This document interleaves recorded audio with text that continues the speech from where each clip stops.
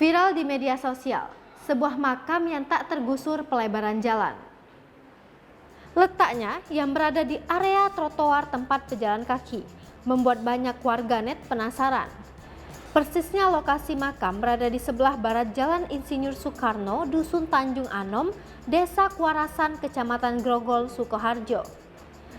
Diketahui, hanya makam tersebut yang tak tergusur saat proses pelebaran jalan kala itu. Makam tersebut mulai diziarahi layaknya makam-makam keramat atau makam para wali.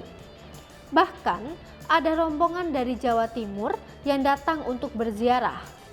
Namun, belum banyak warga yang tahu mengenai asal-usul batu nisan di trotoar itu.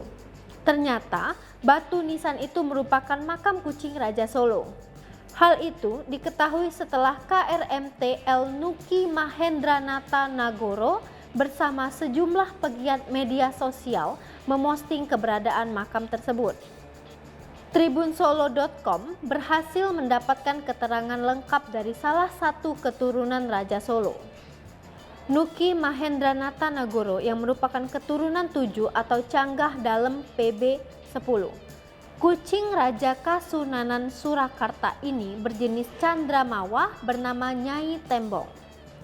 Pada batu nisan tersebut juga terdapat tulisan aksara Jawa yang dibaca kelangenan dalam Nyai Tembong.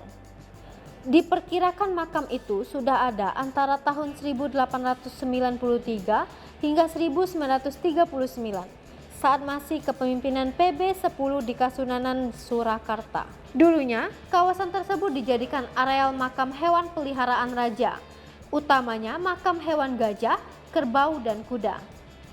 Jalan penghubung Kabupaten Sukoharjo dan Kota Solo berada di sebelah timur makam.